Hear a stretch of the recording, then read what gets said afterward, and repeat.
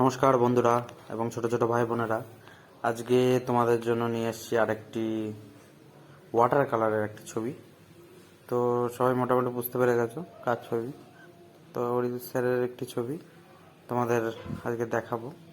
তো ভিডিওটা পুরো শেষ পর্যন্ত দেখতে থাকো এবং ভিডিওটি ভালো লাগলে অবশ্যই লাইক করো, কমেন্ট করো এবং তোমাদের জন্য এরকম যাতে ভিডিও নিয়ে আসতে পারি তার জন্য চ্যানেলটিকে অবশ্যই সাবস্ক্রাইব করো এবং সাবস্ক্রাইব করে বেল আইকনটি প্রেস করে দাও এবং অল নোটিফিকেশন অন করে দাও।